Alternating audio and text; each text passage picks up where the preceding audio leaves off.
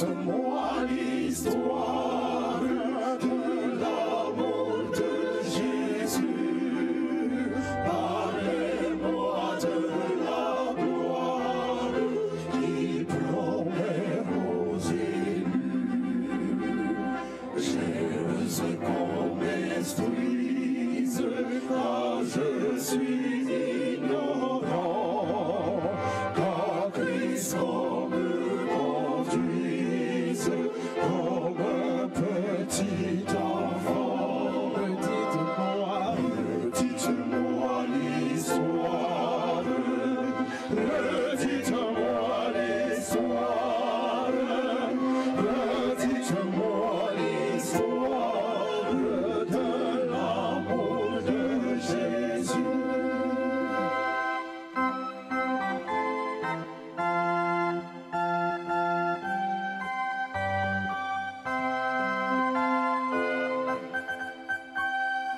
Redites-moi l'histoire de la flèche à la croix.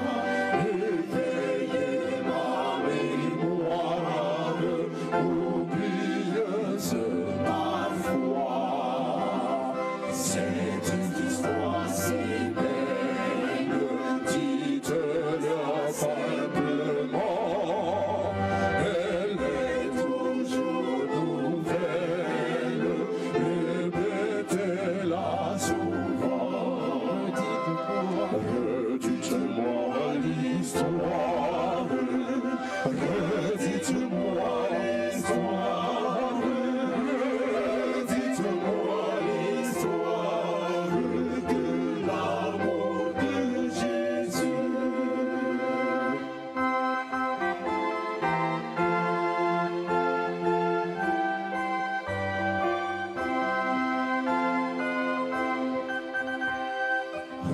Redites-moi l'histoire de mon divin sauveur.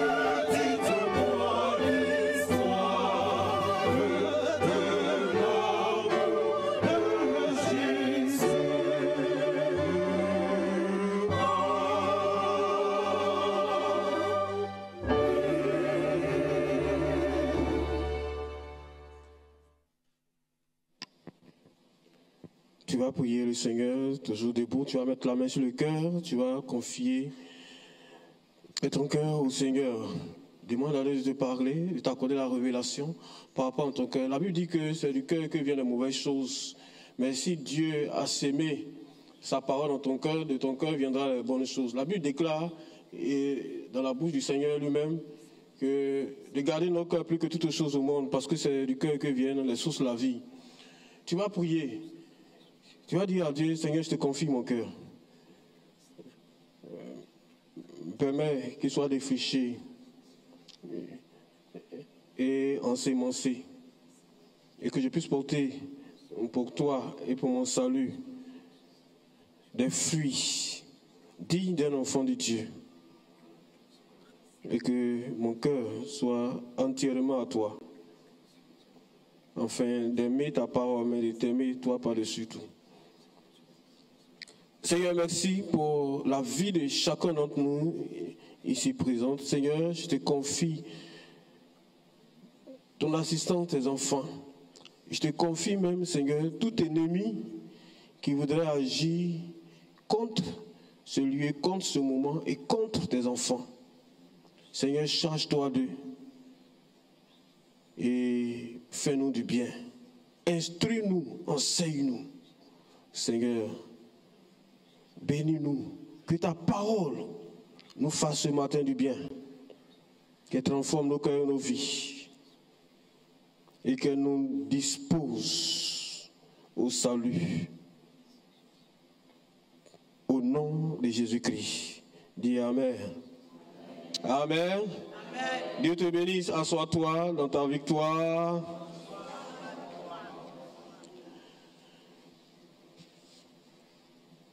Bien-aimés dans le Seigneur, nous voulons vous saluer dans le précieux nom de notre Seigneur Jésus-Christ, que sa grâce soit sur vous. Amen. Que Dieu vous bénisse. Amen. Ce matin, nous revenons encore à vous pour cet enseignement, toujours dans la dynamique du thème de l'année. Garde vaillamment ce que tu as reçu du Seigneur.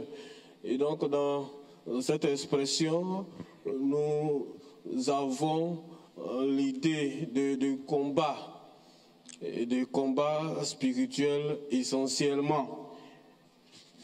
Le combat que le chrétien est amené à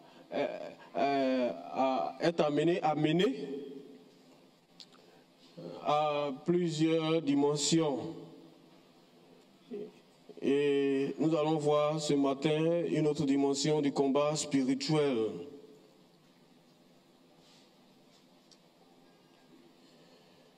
Guerre, famine, terrorisme, génocide, vampirisme, vol, viol, dol, pandémie, pollution, accident, catastrophe naturelle, raquette, tsunami, effet de serre, assassinat, misère, cancer, sida, Covid-19, grève, rébellion, sécheresse, inondation, adultère, pornographie, immoralité, armes nucléaires, bactériologique, chimique, névrose, tyrannie, sorcellerie, envoûtement, homosexualité, bestialité, pédophilie, avortement, drogue, xénophobie, cupidité, perfidie, nécrophilie, nécrophagie, génocide, inceste, traîtrise, orgueil, orgie, folie, masochisme, alcoolisme, psychose, tabagisme, convoitise, malformation congénitale, tricherie, calomnie, cruauté, satanisme, cybercriminalité, détournement, séisme, empoisonnement, déchets radioactifs, nécromancie, esclavagisme, misanthropie. On passera l'éternité ici à citer tous les mots qui minent la société et l'humanité depuis l'aube des temps et qui est devenu récurrent, et non seulement récurrent, mais grave dans le temps où nous sommes. Quelqu'un pourra se demander, mais où va le monde? J'aimerais répondre tout de suite, sans hésiter, le monde va à sa fin. Si quelqu'un vous dit où va le monde, répondez-lui, le monde va à sa fin. Avec tout ce que nous voyons, tout ce que je viens de citer, et dont la liste n'est pas à l'évidence exhaustive. Bien-aimés dans le Seigneur, nous sommes dans les temps de la fin. Et les temps de la fin sont marqués par des signes. Des signes que nous voyons, mais c'est des signes qui ont été annoncés il y a longtemps. Et c'est pour cela que le chrétien ne doit pas être surpris par ces choses qui arrivent. Et il doit même s'apporter par rapport à des choses graves qui vont advenir. Heureusement, malheureusement, c'est selon. Nous allons lire Isaïe 65, verset 17. Isaïe 65, verset 17. Isaïe 65, le verset 17. Car je vais créer de nouveaux cieux et une nouvelle terre. On ne se rappellera plus les choses passées et ne reviendront plus à l'esprit. Amen. Amen. Dis bien Amen. Amen. Pour que tout le monde dise Amen. Amen. Dieu dit qu'il va créer de nouveaux cieux et une nouvelle terre. Ça, c'est sa parole qu'il a mise dans la bouche de son serviteur Isaïe. Il va créer de nouveaux cieux et une nouvelle terre. Ça veut dire quoi? Ça veut dire que les cieux que nous voyons, la terre sur laquelle nous marchons, seront détruites, seront anéanties. C'est pas ce que ça signifie. Vous ne répondez pas. Parce que vous voyez, vous imaginez en perspective que tout ce que vous avez bâti, tout vos biens, tout ce que vous avez acquis là, ça sera détruit. C'est ça. Ça vous ne voulez pas bien répondre. Quand Dieu dit, je vais créer de nouveau sur une nouvelle terre, ça veut dire que ces cieux que nous voyons, la terre sur laquelle nous marchons, seront détruits. Vrai ou vrai? Tu veux ou tu ne veux pas, c'est ce que Dieu a dit et c'est ce qui va s'accomplir. Et c'est pourquoi je suis là ce matin pour te dire, ou bien pour t'avertir, ou bien pour te rappeler cela. Parce que souvent on en a oublié, ou bien on fait semblant. À moins que quelqu'un ne me dise que la terre sur laquelle il marche et les cieux sous lesquels il marche sont une nouvelle terre et de nouveaux cieux. Et que les anciens cieux et puis l'ancienne terre là, c'est déjà passé. Et que tout ce que nous voyons maintenant là, c'est nouveau. Quelqu'un peut-il dire ça? Donc, Dieu a pris la décision, le décret, que la terre où nous sommes là, les cieux où nous sommes, parce que c'est vrai, on voit le premier ciel, mais les gens disent que, et les scientifiques l'ont prouvé, qu'il y a d'autres univers, ce qu'on appelle les cieux. Tout cela, ça sera détruit. Dieu va détruire ça. Ça, ce n'est pas de ta volonté et ce n'est pas avec ton accord. Tu veux ou tu ne veux pas, c'est ce qui va arriver. Heureusement ou malheureusement, comme je le dis, heureusement pour nous autres, qui aspirons à un monde meilleur, et pour les autres qui pensent que la terre là, c'est leur seul univers, et puis c'est ici ils vont rester, ils vont vivre éternellement ici, etc., etc. Même, j'ai lu quelque part que dans la perspective même de la destruction de cette terre-là, il y a des gens qui ont déjà réservé leur terrain sur Mars. Donc Mars est presque acheté. Il y a des gens qui ont pris déjà leur lot, il y a des gens qui ont pris 10 lots, il y a des gens qui ont pris un îlot, etc., sur Mars. Donc nous autres là, qui n'avons pas l'argent, c'est que c'est foutu pour nous. On va rester ici sur la terre ici, et ils vont prendre leur fusée, leur avion pour partir, pour nous laisser ici, après avoir gâté tout. Mais heureusement que Dieu est en haut là-bas. Et que c'est lui qui gère toutes ces choses-là. Même Mars, la planète Mars, sera détruite. On ne parle même pas de la lune, encore moins de ce soleil que nous voyons. Et la Bible nous avertit par rapport à cela. Et nous donne des signes, partant des signes évidents, des signes qui sont en train de s'accomplir pour certains, d'autres mais ils sont accomplis. Pour que nous soyons avertis et que nous prenons des dispositions. Parce qu'on constate de plus en plus que les chrétiens vivent comme si ces choses-là ne vont pas arriver. Comme si ces choses ne sont pas... Même lorsque ces choses-là sont en train d'arriver. Et ils cherchent les causes ailleurs. Et puis ils cherchent des solutions. Bien aimé, on va faire... C'est vrai, on va faire un peu d'enseignement prophétique, mais on va faire aussi l'enseignement sémantique et puis théologique. Il faut nous lire Matthieu 24, 1 à 14, s'il te plaît. Matthieu 24, 1 à 14. Matthieu 24, 1 à 14. Comme Jésus s'en allait, au sortir du temple, ses disciples s'approchèrent pour lui en faire remarquer les constructions.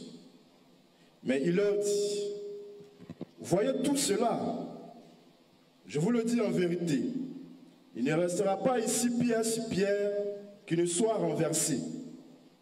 Il s'assit sur la montagne des Oliviers. Et les disciples vinrent en particulier lui faire cette question. Dis-nous, quand cela arrivera-t-il? Et quel sera le signe de ton avènement et de la fin du monde? Jésus leur répondit, prenez garde que personne ne vous séduise, car plusieurs viendront sous mon nom disant, c'est moi qui suis le Christ. Et ils séduiront beaucoup de gens. Vous entendrez parler de guerre et de bruit de guerre. Gardez-vous d'être troublés, car il faut que ces choses arrivent. Mais ce ne sera pas encore la fin. Une nation s'élèvera contre une nation, et un royaume contre un royaume. Et il y aura en divers lieux des famines et des tremblements de terre. Tout cela ne sera que le commencement des douleurs. Alors, on vous livrera au tourment, et l'on vous fera mourir, et vous serez haïs de toutes les nations à cause de mon nom. Alors aussi plusieurs succomberont, et ils se trahiront, se haïront les uns et les autres. Plusieurs faux prophètes s'élèveront et ils séduiront beaucoup de gens. Et parce que l'iniquité se sera accrue, la charité du plus grand nombre se refroidira. Mais celui qui persévérera jusqu'à la fin sera sauvé. Cette bonne nouvelle du royaume sera prêchée dans le monde entier pour servir de témoignage à toutes les nations. Alors viendra la fin. Amen. Amen. Alors viendra la fin. C'est la fin là. C'est la fin de la fin là qui me plaît. Le Seigneur Jésus-Christ dit alors viendra la fin. Et si vous avez bien suivi, le Seigneur a donné les signes de la fin, les signes précurseurs de la fin, sur la base de la question que les disciples lui ont posée. Or, les disciples savent qu'il y aura la fin du monde. Ils l'ont dit expressement à Jésus sous forme de question. Quand viendra la fin? Parce que justement, j'ai lu un court texte dans l'Ancien Testament, mais dans l'apocalyptique juive, le Seigneur avait pris soin d'annoncer déjà la fin du monde.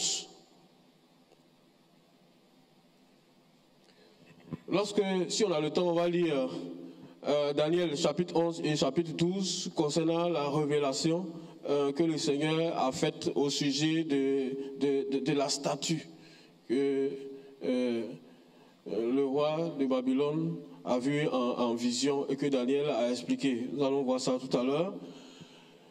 Mais les gens qui sont sages, avisés et qui lisent les Saintes Écritures savent que la fin viendra. Même si ça ne savent pas quand elle viendra, mais ils savent que la fin viendra. Et les disciples ont bien fait de poser la question au Seigneur qui lui a donné quelques révélations. Bien-aimés, lorsque nous parlons des signes de la fin, cela fait partie, bien évidemment, des dispositions que le chrétien doit prendre, des dispositions de combat que le chrétien doit prendre. Parce que la fin ne viendra pas comme ça un seul coup, en un clin d'œil. C'est un processus dans lequel, et par lequel nous sommes engagés et nous devons combattre. Et heureusement ou malheureusement, je dis toujours, ça dépend de la position des uns et des autres. Nous allons voir quelques points des signes. Il y a certains points que nous allons élaguer, nous allons aborder, aborder rapidement parce que cela fera partie d'un enseignement pour le dernier trimestre à venir. Nous allons voir la marque de la bête, par exemple. Nous allons voir la triade maléfique, c'est-à-dire le dragon, la bête qui monte de la terre, la bête qui monte de la mer, c'est-à-dire le faux prophète et puis l'antichrist. Nous allons voir tout cela dans les mois qui suivent. Et puis, on va terminer par l'ultime bataille ou l'ultime combat. Nous allons voir la grande persécution. Quand on parle de grande persécution, cela signifie qu'il y aura de petites persécutions. Et le Seigneur l'a dit dans le texte que nous avons lu ici. Ce ne sera pas encore la fin. Voilà. Il y aura des guerres, des buts de guerre. Tout ça là, ce ne sera pas encore la fin. La fin viendra. C'est-à-dire, en d'autres termes, que ce que vous êtes en train de voir, ce que vous allez voir, c'est petit par rapport à ce qui vient à la fin. Nous sommes dans le temps de la fin, mais c'est un processus comme je l'ai dit. Et la fin du monde a été inaugurée par la venue de Christ sur la terre ici, par la première venue de Christ sur la terre ici. On va lire Hébreux chapitre 1 verset 2.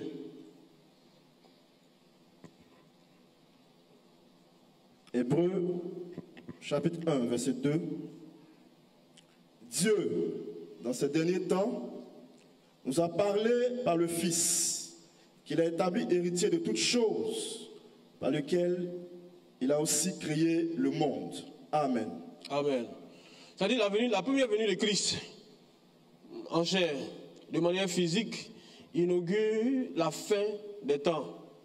Le Seigneur Dieu a envoyé donc son Fils pour nous révéler sa volonté, mais aussi pour ouvrir l'ère de la fin du monde, qu'on appelle en théologie l'eschatologie. Par sa venue donc, Christ, où Dieu a décidé de sauver non pas seulement les Juifs, mais les païens. Et la venue de Christ donc ouvre la perspective du salut des nations, ce qu'on appelle le salut des nations. C'est pour cela que moi-même qui suis là devant vous, qui ne suis ni juif, ni teint clair, aspire au salut et à l'assurance de son salut. Sinon, avant, c'est les Juifs seulement qui pouvaient prétendre à cela.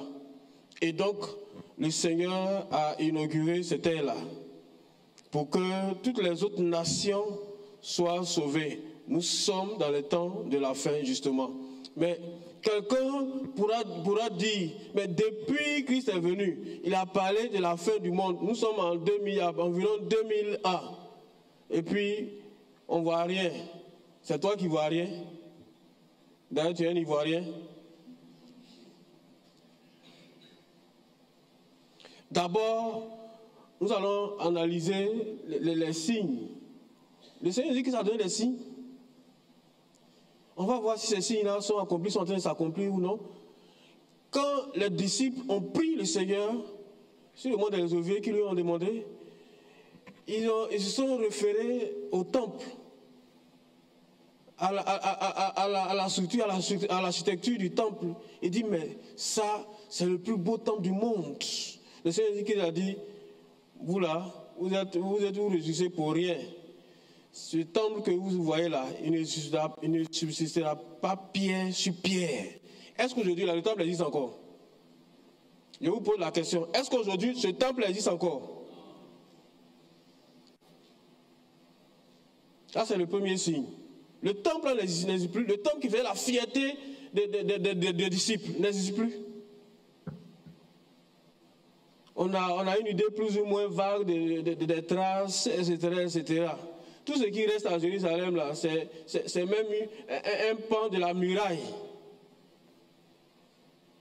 Même pour trouver pierre même du temple, on voit plus ça. Donc, ce que le Seigneur Jésus a dit là, ça va s'accomplir. D'autres paroles se sont déjà accomplies, d'autres sont en train de s'accomplir et d'autres vont s'accomplir. Forcément. Il dit dans sa parole, il faut que ces choses-là arrivent.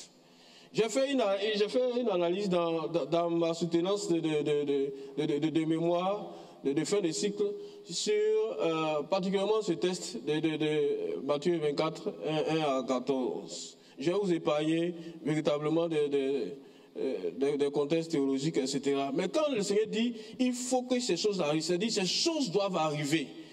Doivent arriver par la volonté de qui? Je vais vous dire quelque chose. Si cet univers doit être détruit, c'est en partie à cause de nous et à cause de Satan.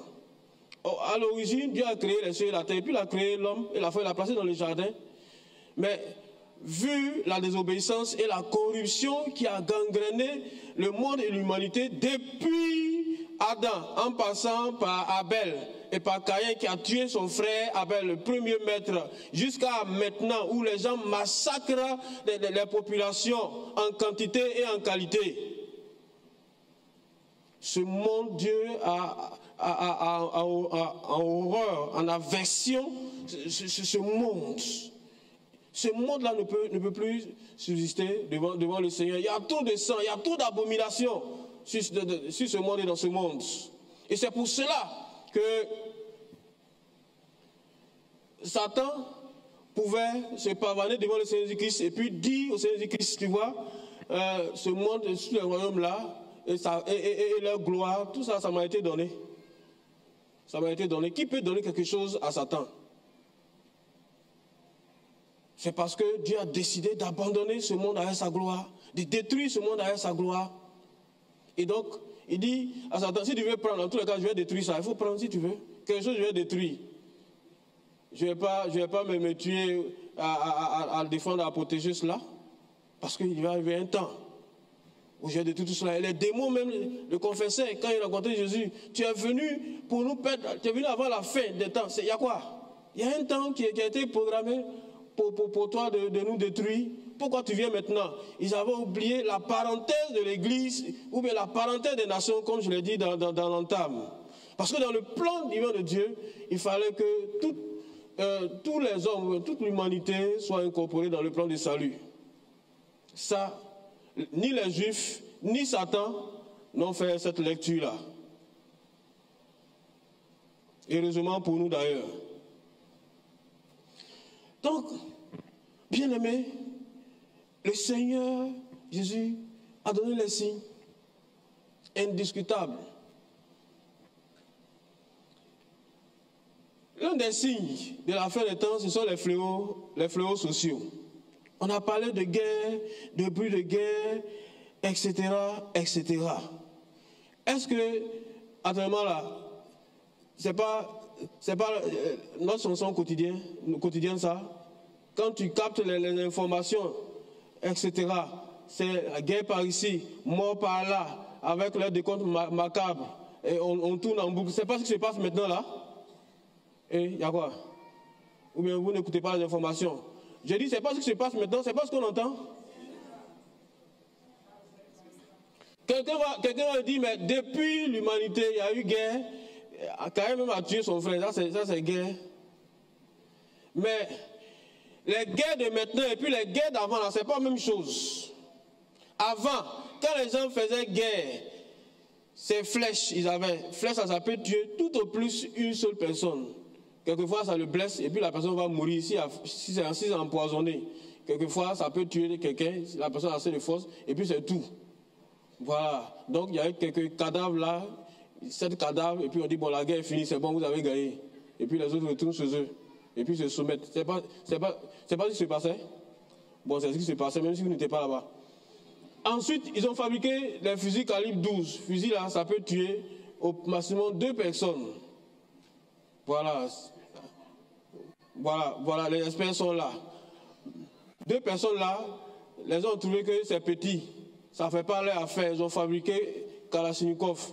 Là, ça peut tuer comme monsieur l'expert, ça peut tuer combien de personnes? Un coup. S'ils sont ensemble, beaucoup de personnes, hein, s'ils sont ensemble. S'ils sont ensemble, beaucoup de personnes. Moi, mon grand frère est gendarme, il est adjudant-chef. Il dit, un jour, il m'a dit, tu vois, Kalachnikov que j'ai là, il dit, je tire. Si les personnes sont alignées, ça peut tuer au moins 8. Et ça là, ce n'est pas suffisant pour les hommes. Il dit, non, 8 là, c'est petit. Maintenant, ils ont fabriqué une arme. S'ils déposent à Abidjan, si toute la population d'Abidjan est morte. Il peut même raser même tout un pays. Ou bien, c'est pas ça? C'est pas ça? Donc, il suffit que l'un de ceux qui détient les armes, il se trompe un jour, il a bu son vin, comment on appelle, son vodka, ou bien comment on appelle, son Johnny Walker, il appuie sur le bouton rouge, et puis bombe va venir en Côte d'Ivoire, et puis on est foutu.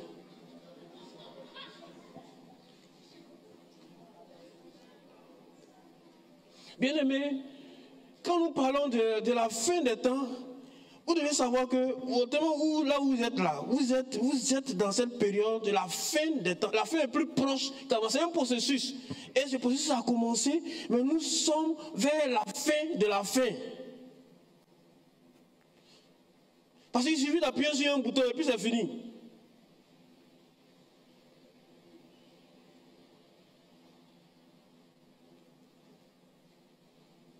Et c'est ce qui est en train d'arriver. Nous allons lire Apocalypse chapitre 6, verset 1 à 8, s'il te plaît. Apocalypse chapitre 6, verset 1 à 8. Je regardais quand l'agneau ouvrit un des 7 sceaux, et j'entendis l'un des 4 êtres vivants qui disait comme d'une voix de tonnerre, « Viens !» Je regardais et voici, parut un cheval blanc. Celui qui le montait avait un arc. Une couronne lui fut donnée et il partit en vainqueur et pour vaincre. Quand il ouvrit le second sceau, j'entendis le second être vivant qui disait, « Viens !» Et il sortit un autre cheval roux. Celui qui le montait reçut le pouvoir d'enlever la paix de la terre, afin que les hommes se gorgeassent les uns les autres, et une grande épée lui fut donnée. Quand il ouvrit le troisième sceau, j'entendis le troisième être vivant qui disait, « Viens !» Je regardai, et voici, parut un cheval noir. Celui qui le montait tenait une balance dans sa main. Et j'entendis au milieu des 4 êtres vivants une voix qui disait, « Une mesure de blé pour un denier, et 3 mesures d'orge pour un denier, mais ne fais point de mal à l'huile et au vin. » Quand il ouvrit le 4e sceau, j'entendis la voix du 4e être vivant qui disait, « Viens !»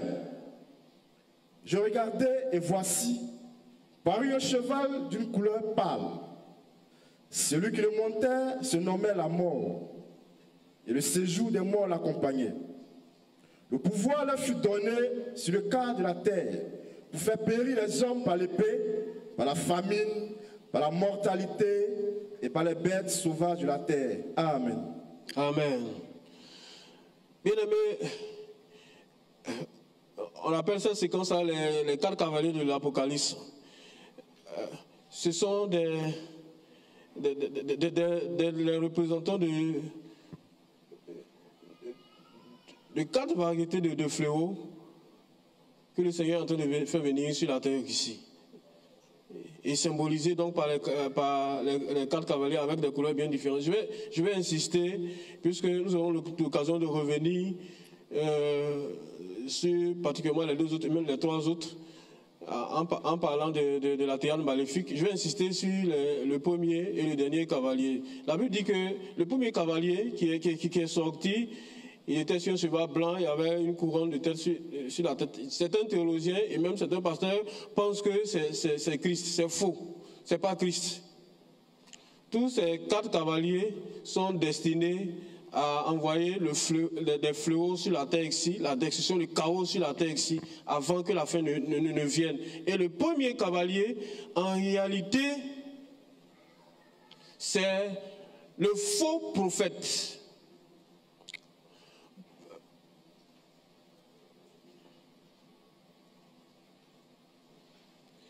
Il donne l'apparence.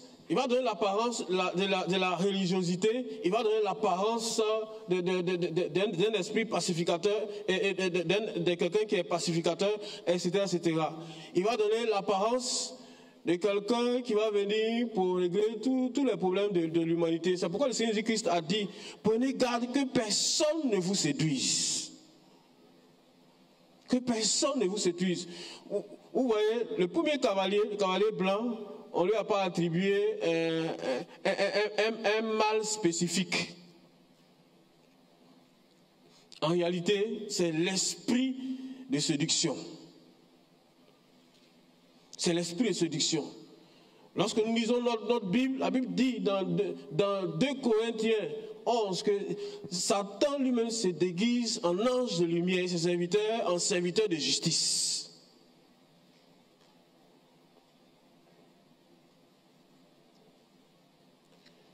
Lorsque le Seigneur Jésus donnait les signes, il a parlé des gens qui vont venir disant que c'est le Christ. Il y a des gens qui vont venir sous forme de serviteurs de Dieu. Oh, c'est des faux prophètes, etc. Est-ce que c'est pas ce que nous voyons aujourd'hui? Des faux serviteurs de Dieu, de faux prophètes. Il y a des gens qui se sont présentés même comme étant le Christ. Même il y a eu Christ Baoulé. Demain, il y aura Christ Agni et Christ Guéré. Je suis sûr.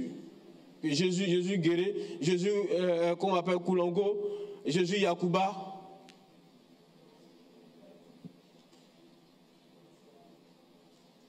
Jésus Dida. Il y a eu déjà Jésus Dida.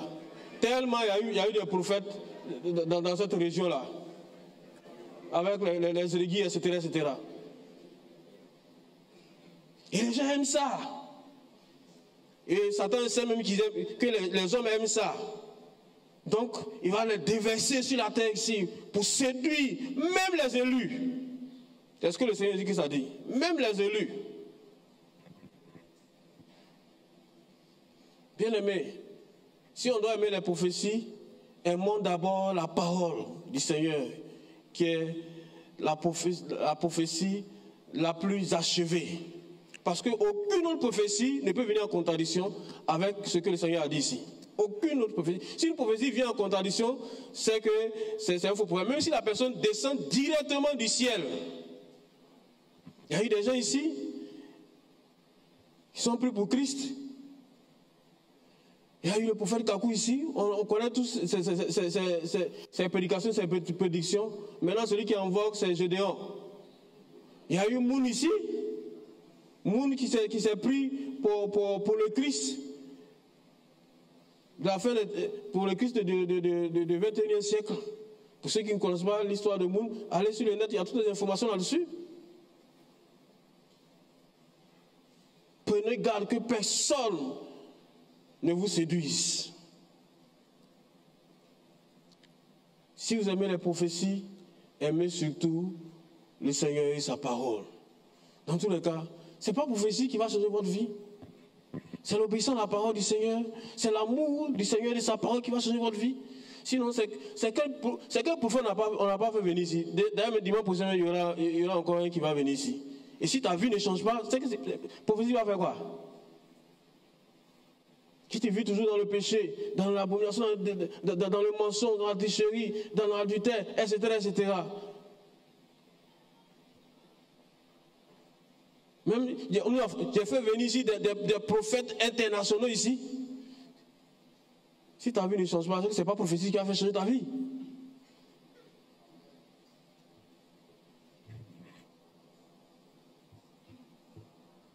je vais mettre l'accent sur le dernier cavalier. Les deux autres, on va y revenir après dans d'autres enseignements. Le dernier cavalier, le quatrième cavalier, lis-nous cela s'il te plaît. Relis-nous encore, Apocalypse chapitre 6. Apocalypse 6, verset 7. Oui. Quand il ouvrit le quatrième sceau, j'entendis la voix du quatrième être vivant qui disait, « Viens. » Je regardai, et voici, parut un cheval d'une couleur pâle. Celui qui le montait se nommait la mort, et le séjour des morts l'accompagnait. Le pouvoir leur fut donné sur le quart de la terre pour faire périr les hommes par l'épée, par la famine, par la mortalité et par les bêtes sauvages de la terre. Amen. Amen. Amen.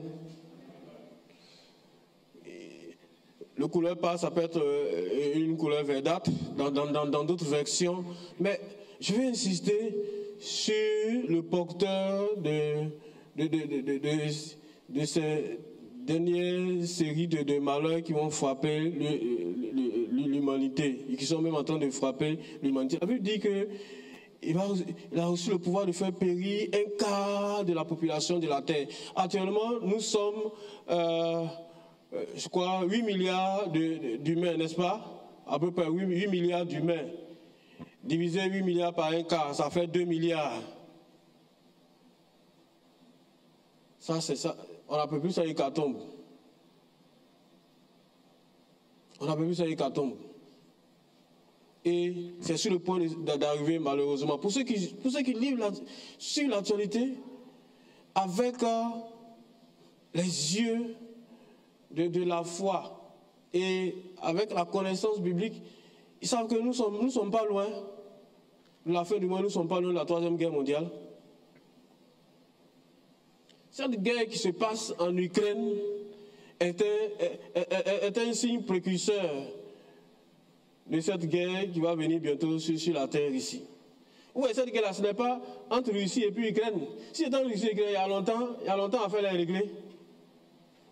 Mais c'est une affaire entre Russie et puis les États-Unis, l'OTAN, les Occidentaux, qui sont derrière. Dans ces jours-là, on a dit que l'Ukraine a repris de l'ascendance et a fait reculer la Russie. C'est un territoire. L'Ukraine a quoi? C'est une coalition des pays occidentaux contre la Russie. Ils ont mobilisé tous les satellites, ils ont mobilisé tous leurs drones, ils ont mobilisé tous les arsenals. Maintenant, il faut une guerre par procuration. Et tout le monde le sait. La Russie le sait, les États-Unis le sait, ils ne s'en cachent plus. Quelqu'un vous dit on va pas vous faire la guerre, mais vous envoyez toutes vos armes, vous envoyez toute votre technologie contre votre adversaire. Mais à un certain moment-là, si je vois c'est trop chaud là, moi j'ai l'arme nucléaire, mais je vais appuyer sur un bouton pour vous envoyer ça. Parce que le président russe a dit qu'il se bat pour la survie de sa nation. Mais si je vois que c'est trop chaud, si vous me chassez de l'Ukraine, je dis quand vous venez me menacer à mon territoire, moi je vous envoie une bombe là-bas chez vous, aux États-Unis, et puis partout, à Paris, ils sont déjà positionnés même déjà, leurs bombes. C'est pas la fin du monde ça là.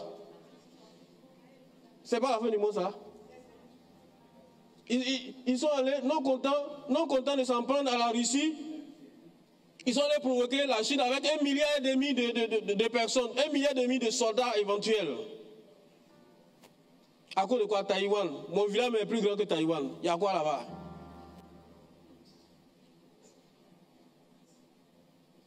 Parce que justement, une personnalité est allée rendre visite, c'est fini. Taïwan, la Chine est mobilisée à faire opération militaire, comment on appelle, exercice naval. Vu qu'ils ont tiré même, des missiles, tout ça là. Et les États-Unis sont venus avec le Japon et eux aussi ils ont fait l'exercice naval. La Chine est venue le faire encore. Vu qu'un jour, les deux parties là vont se croiser, ils vont faire accident en mer et puis c'est fini. La guerre a commencé comme ça. La Chine va se coaliser, ils sont déjà alliés, mais ils ont fait même l'exercice la semaine passée, ceux qui sont la Turquie, ils ont fait déjà l'exercice la semaine passée ensemble.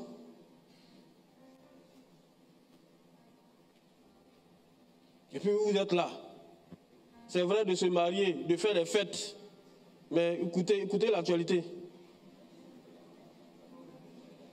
Là, ceux qui veulent se marier, mariez-vous vite. Et puis faites vite vos fêtes. Oui, parce que vous vivez comme si il n'y a rien, ça va aller, ça ne va pas aller.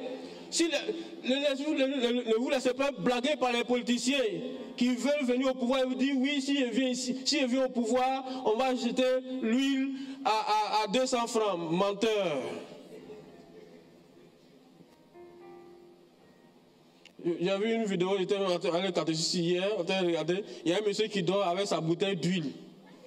Et puis sa femme vient le lever, puis cela, et puis il sert une cuillerée. On n'a pas lu ça ici. On n'a pas lu ça dans la Bible ici. On ne vient pas de lire ça. Il y a une crise, une famine, une crise alimentaire. Il y a une on va rationner la nourriture. Et c'est ce qui est en train d'arriver. Moi, à la maison, maintenant, là, j'ai dit à mes enfants, même courte, on ne jette plus, courte.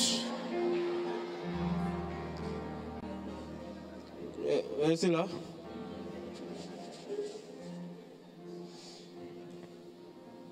Bien aimés, nous sommes dans le temps de la fin, c'est les signes. C'est les signes. Nous sommes dans le temps de la fin, heureusement ou malheureusement. C'est selon. Il y aura donc des fléaux sociaux. La guerre, les plus de guerre. Le monde est en train de se préparer pour la 3e guerre mondiale. Et ça va arriver, un quart de la population sera anéantie. Parce que l'esprit qui devait faire ça a été relâché. Il a été relâché et il va actionner tous les leviers à cet effet. Il y aura également les fléaux naturels, les inondations, les sécheresses, etc. etc. C'est ce que nous voyons avec l'effet de serre, tout ça là. Les gens sont en train de paniquer. Maintenant, on revient à l'utilisation vraiment des ressources renouvelables. On veut laisser les ressources fossiles comme le pétrole, etc., etc., parce que ça va finir. Et donc les gens sont en train de voir d'autres ressources. Mais ça ne va pas empêcher la fin de venir. Il y aura également la survenance de l'antichrist. L'antichrist est un peu différent de l'antéchrist. L'antéchrist, c'est les faux Christ qui vont venir avant Christ. L'antichrist, c'est celui qui va venir et puis qui va déclarer qu'il est Christ et qui va donner des signes. Or, c'est un menteur, c'est un usurpateur. On va lire nous le verset 15 de Matthieu 24.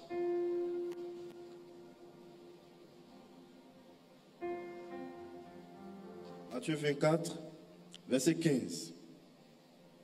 C'est pourquoi, lorsque vous verrez l'abomination de la désolation dont a parlé le prophète Daniel, établi en lieu saint, que celui qui lit fasse attention. Amen.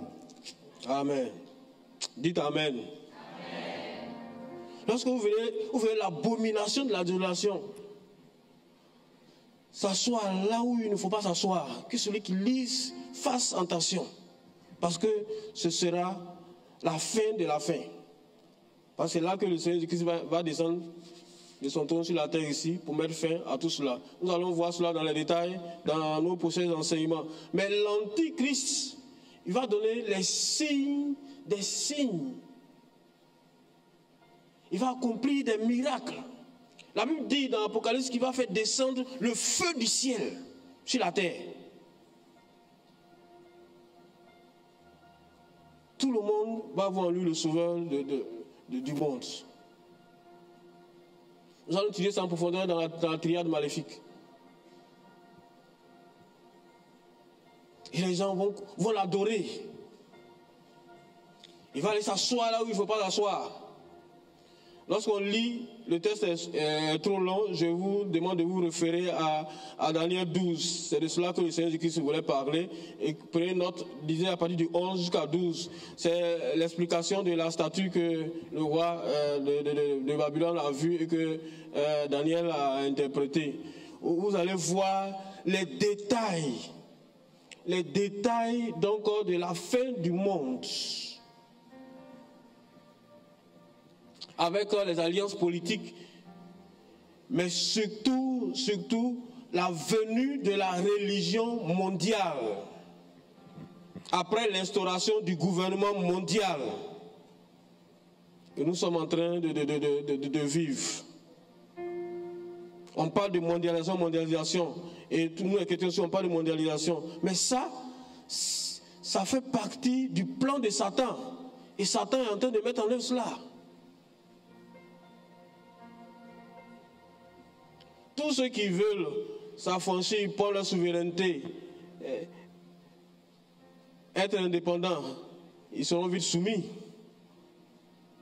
Ils seront vite soumis. Il y aura un gouvernement mondial et il y aura une religion mondiale. Dans tous les cas, dans la formation que je suis en train de prendre actuellement, que je viens de finir plutôt dans la formation de master, nous avons étudié cet aspect-là de l'écuménisme. Et on a vu même que, même à l'ONU, au siège de l'ONU, il y a un groupe d'hommes religieux de plusieurs confessions qui se réunissent constamment et couramment. Et il y a des structures supranationales qui sont en train de militer pour que toutes les religions, je ne parle même pas des religions chrétiennes, toutes les religions se fédèrent. Il y a eu plusieurs tentatives comme ça, il y a eu plusieurs actions dans ce sens-là. Lorsque nous allons parler de l'ultime combat, nous allons vous donner quelques révélations sur cela, la religion mondiale, avec le gouvernement mondial, bien évidemment. Mais nous devons faire très attention. L'un des signes que le Seigneur a donné, c'est la persécution de la chrétienté.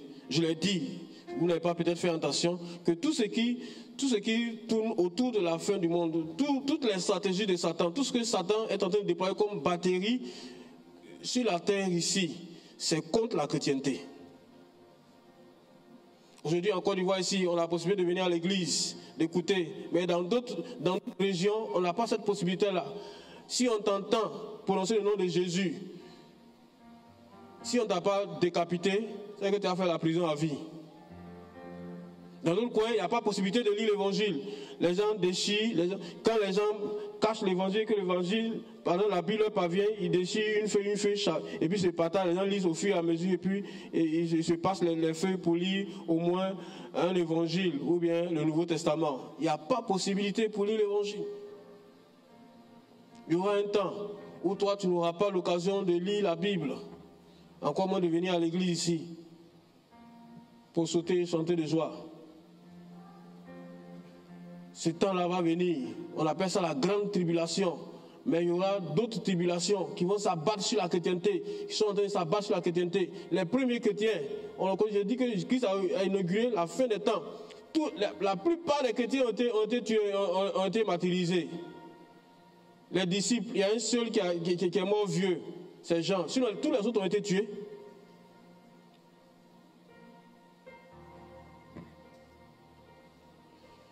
Bien-aimés, dans le Seigneur,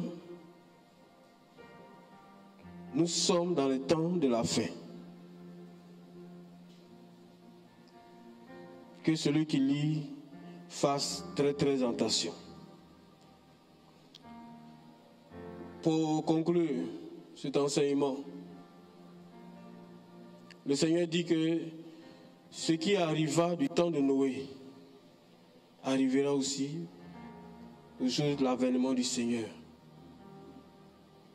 Au temps de Noé, Noé a passé tout son temps à avertir ses contemporains de la fin du monde. La Bible dit qu'on se moquait de lui. On dirait que c'est un insensé, il est fou. Noé a bâti l'arche. Et puis le déluge vint. Et tout le monde a péri dans le déluge, sauf Noé et sa famille. Aujourd'hui encore, c'est la même chose. Les gens ne font pas de tentation. Les gens vivent la vie comme ils veulent. Les gens font des calculs, non pas dans la perspective de la fin du monde, de leur propre fin, mais ils font comme si ils ne vont pas mourir, ils font comme si ce monde-là, sur lequel ils se trouvent là, ne sera jamais détruit. Ils bâtissent des châteaux et des châteaux. C'est bien de construire de belles maisons, c'est bien d'avoir de grosses voitures, de longues voitures. Mais est-ce que tu investis pour la fin? Est-ce que tu investis pour ta fin?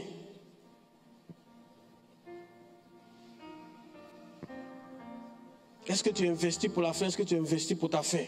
Parce que toutes ces choses-là, ça va rester ici. Oh. Les gens travaillent, ils économisent pour aller à Dubaï. Dubaï sera détruit. La tour Eiffel sera détruite. Les grands ciels en Amérique seront détruits. Ce qui est intéressant, moi, nous qui sommes nos villages, c'est bon. Parce que ces choses-là ne vont pas tomber sur nous. Au village là-bas, il n'y a pas grand ciel. Même si Ab est tombé sur toi, tu peux te lever après. Mais grand ciel va tomber sur toi. Tu vas te lever par où? On a vu ici avec le 19 septembre. Bien aimés, faisons très attention. Faisons très attention à la manière dont nous menons notre vie. Chaque jour, quand nous levons, c'est vrai, il faut penser à vivre, à bien vivre. Il faut s'entretenir. Il faut prendre soin de ça. Si Dieu te bénit, tu donnes les moyens. Parce que si Dieu t'a béni, tu as donné les moyens. Il faut vivre heureux. Mais il ne faut pas oublier que le monde va de mal en pis. Et le monde ira de mal en pis. Pas par la volonté du Seigneur, mais par la volonté des hommes et par la volonté du diable. Les choses ne vont pas s'améliorer. Si quelqu'un vous dit les choses vont s'améliorer, dites que moi je dis c'est faux. Et puis vous allez-y lire vos Bibles. Dans les derniers, nous dit, selon les écrits,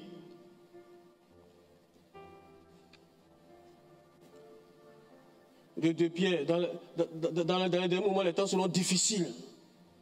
Les temps seront de plus en plus difficiles. Les temps seront de plus en plus difficiles. Vous voyez tout ce qui se passe, toutes les lois que les gens prennent, les gens votent.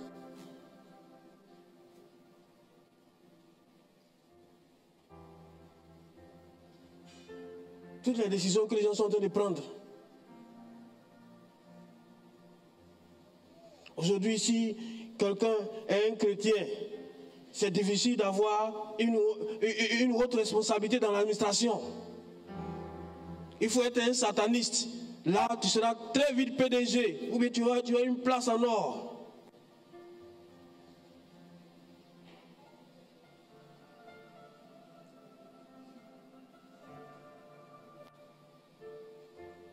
Ou bien tu réunis ta foi. Et puis, tu es à l'aise, ou bien tu dis non, et m'aide à ce monde et à la situation de ce monde, et puis tu souffles le martyr. Nous allons lire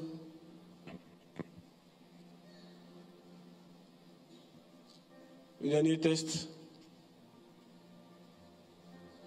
Nous allons lire 1 Pierre, chapitre 4, verset 7. 1 Pierre 4, verset 7. La fin de toutes choses est proche. Soyez donc sages et sobres pour vaquer à la prière. Amen.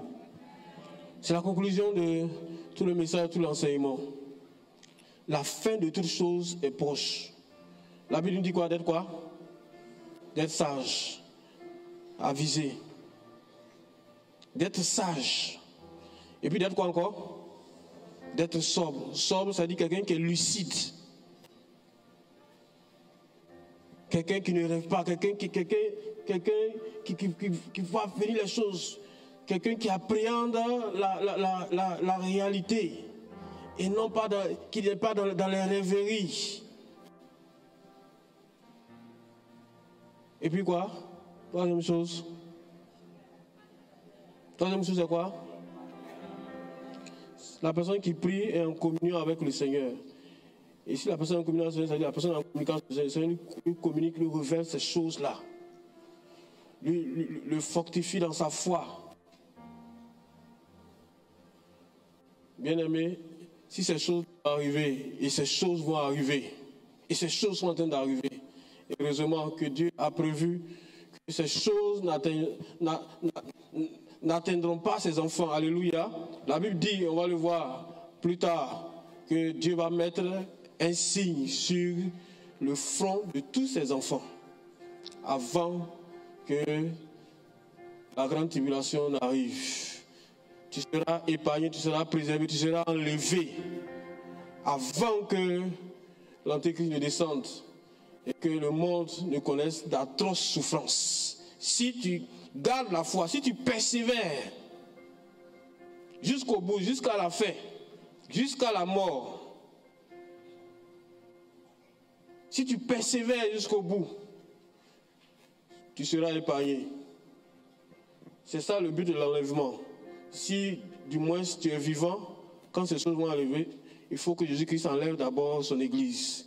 Et puis ensuite, l'abomination de la dévastation, l'Antéchrist va descendre. Le dragon va descendre avec fureur parce qu'il sait qu'il a peu de temps. C'est là que va s'accomplir la prophétie de Apocalypse, chapitre 11, verset 12. Pour le moment, le diable n'est pas encore descendu. Parce que celui qui le retient n'est pas encore parti. C'est le Saint-Esprit qui le retient. Voilà, il vient faire des virées sur la terre, mais il n'est pas encore descendu sur la terre. C'est-à-dire qu'il va s'asseoir sur la terre ici, puis régner avec ses deux acolytes.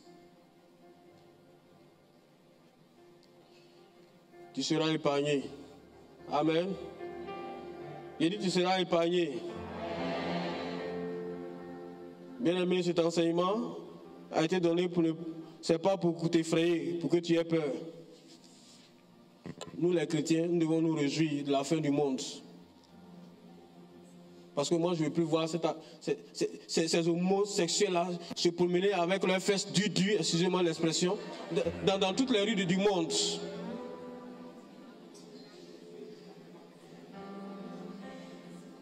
Avec ces abominations que nous voyons. Tous les jours, ça me fatigue, ça me traumatise. La Bible dit que Noé torturait son âme, l'âme de Noé était torturée à cause des abominations qui se faisaient autour de lui. C'est la même situation pour moi. C'est pourquoi je dis Maranatha. Voilà. Jésus n'a qu'à venir vite. La fin du monde n'a qu'à vite arriver. Nous les chrétiens là, on va avoir la paix, on sera heureux. On va vivre dans un monde merveilleux. Alléluia.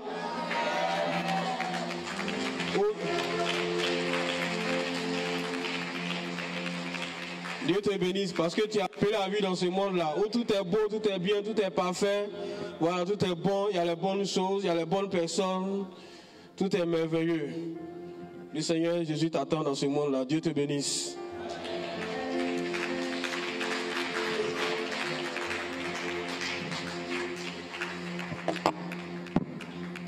Tu vas prier le Seigneur. Et pardon, excusez-moi, il est prévu accorder 5 minutes avant la prière, 5 minutes pour 2 questions. Chacun a 1 minute pour poser ta question, j'ai 1 minute pour répondre.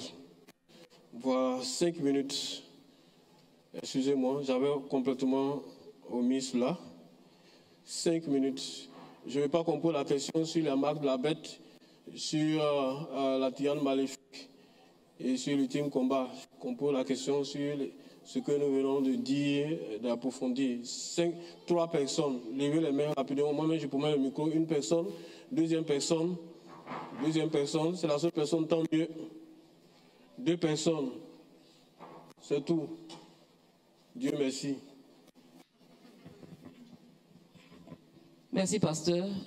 Alors, ma question porte sur ce que vous avez dit tout à l'heure. Vous avez dit que Satan n'est pas encore descendu sur cette terre, mais comment expliquons-nous le mal qui continue de grandir dans ce monde? D'où est-ce que cela vient? Satan n'a pas encore établi son QG sur cette terre. Son QG est ailleurs. Sinon, il vient sur la terre ici. Et puis, il va aussi au ciel pour faire le compte rendu de toutes les abominations que les hommes commettent en vue de les chicoter. Surtout les chrétiens. Satan fait l'aller et venue de la terre au ciel à cause des chrétiens. Voilà. La Bible dit qu'il est l'accusateur des élus. C'est à cause d'eux. Donc Satan fait rapport. Si tu fais un mal, si tu caches pour commettre un péché, que Satan a vu, tu es mort, vrai, c'est pas dans le film. Et puis Satan a ses agents, il y a les démons, il y a les sorciers, les petits sorciers, tout ça, ils sont sur la terre ici. Quand on fait les programmes, tu les vois, se manifester, crier, tomber ici. Donc ils sont ici. Voilà. Quand l'esprit te dit, fais ça, fais seulement, fais, et puis tu fais, il est là. Donc ils sont les représentants de Satan. Satan est très bien organisé. Satan est très bien organisé pour notre malheur, pour notre destruction, parce qu'il sait que oui, il va aller bientôt quelque part. Voilà. Et donc, il faut qu'il se fasse accompagner par le maximum, voilà, de personnes. Il ne veut pas être seul en enfer. Alors, pasteur, ce n'était pas pour poser une question, mais c'est un additif en rapport avec les signes.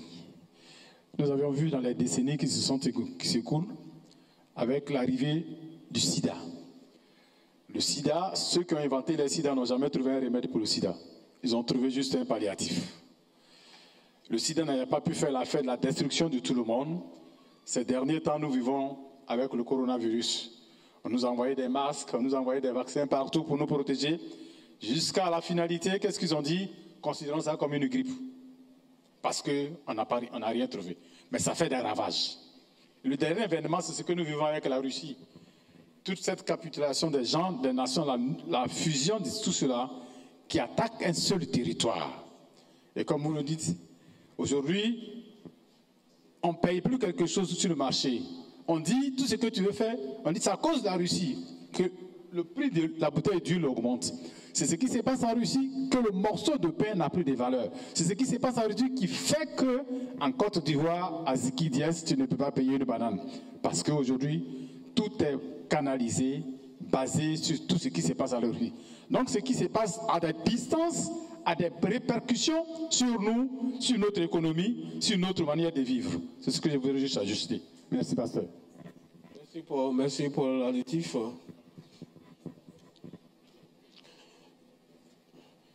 Nous allons prier le Seigneur bien-aimé. Tu peux te tenir debout, on va prier. L'affaire est sérieuse.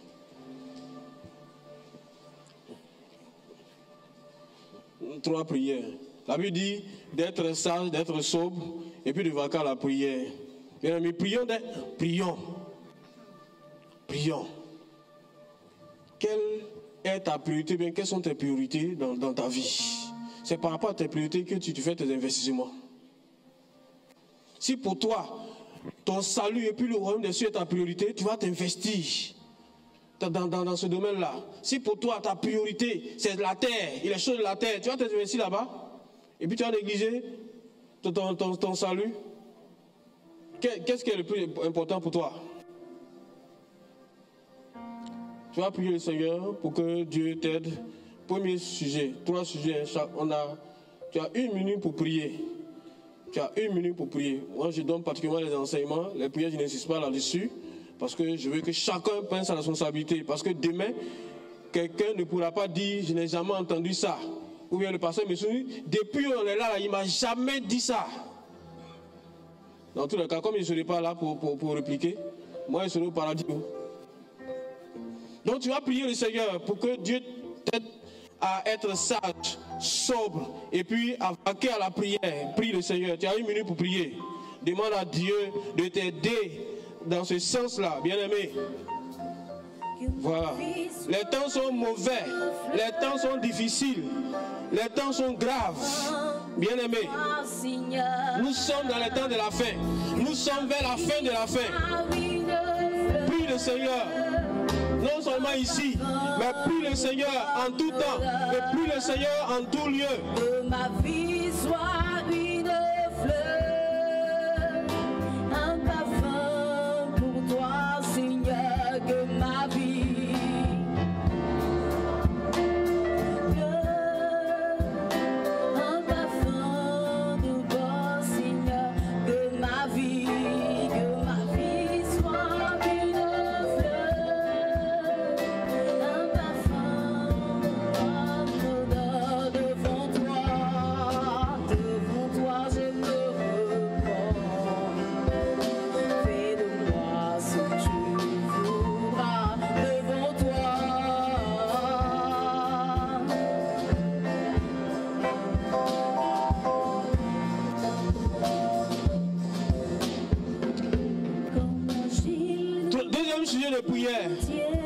Bien-aimé, tu vas prier pour que tu ne sois pas séduite, tu ne sois pas séduite, parce que la séduction bat son plein dans le monde entier. Ce n'est pas encore venu ici sous une forme véritablement avérée, mais c'est sous une forme insidieuse. Il y a la séduction de la chrétienté de l'Église. Aujourd'hui, on dit même si tu ne fais pas cela, tu ne peux pas avoir ceci. Ça a déjà commencé. Si tu ne résistes pas, si tu n'es pas ferme dans tes engagements, tu vas compromettre ta foi, tu vas compromettre ton salut en t'acoquinant avec le système de qui est verrouillé par Satan lui-même, qui est piloté par Satan à distance. Tu vas prier donc le Seigneur pour que rien de ce monde, rien de la terre qui sera détruite ne puisse te séduire. Un parfum pour toi, Seigneur, que ma vie soit une fleur, un parfum de bonne odeur devant toi je me repens. Fais de moi ce que tu voudras, devant toi je me repens. Fais de moi ce que tu voudras. Bien-aimé, troisième sujet de prière. Tu vas continuer ces prières à la maison. Il faut que ce soit des sujets quotidiens pour toi, pour ta vie. Parce que nous sommes dans le temps de la fin. Ces choses sont en train d'arriver, bien-aimé, malheureusement ou heureusement. Tu vas prier le Seigneur pour que ceux qui n'ont pas encore accepté Christ comme le Seigneur et le Sauveur, ceux qui vivent comme si la fin du monde là ne va pas arriver, tu vas prier pour eux. Par amour et par compassion. Toi, tu as compris, toi, tu as entendu, tu as reçu. Et tu es en train de marcher selon. Mais il y a des personnes qui vont périr, qui vont mourir, et surtout qui vont aller en enfer. Prie le Seigneur pour que Dieu les touche, Dieu touche leur cœur. Prie le Seigneur pour que le Seigneur te révèle à ces personnes-là, pour qu'elles soient sauvées aussi comme toi. Prions le Seigneur pour l'humanité qui est en souffrance, l'humanité qui est en perdition. Demandons au Seigneur d'intervenir. Demandons au Seigneur de multiplier ses œuvres en faveur de toutes les personnes, ces milliers et ces milliards de personnes que Satan veut envoyer en enfer. Il n'y a point d'autre toi. Dieu qui garde l'alliance, Dieu qui garde l'alliance. Il n'y a point d'autre toi. Alpha, Oméga, Alpha, Oméga. Il n'y a point de Dieu qui garde l'alliance.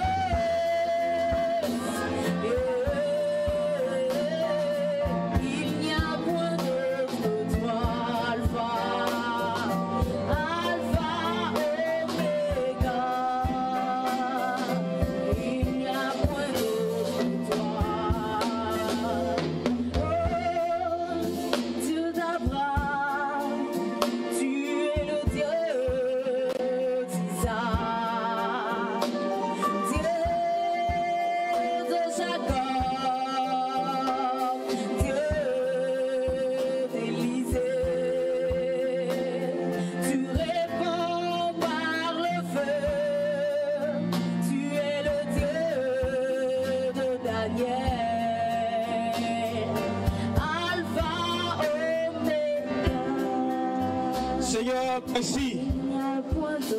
Merci parce que tu as prévu la fin de ce monde, mais ce ne sera pas la fin pour nous.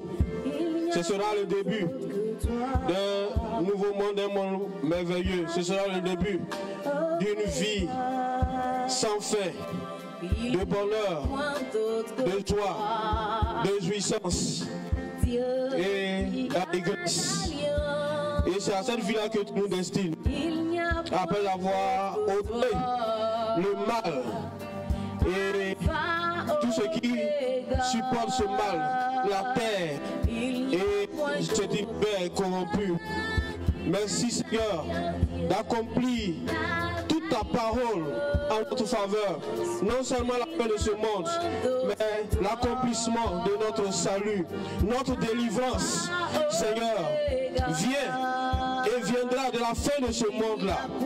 Seigneur, nous te prions de nous aider à être vigilants, à être sages, c'est-à-dire avisés, à être sobres, c'est-à-dire lucides, et à vaquer à la prière, c'est-à-dire à être en communion avec toi, pour que la fin vienne, et qu'elle vienne pour nous délivrer, non pas pour nous détruire. Qu'il en soit ainsi, au nom de Jésus. Tu peux dire Amen avec moi? Dieu te bénisse, Amen.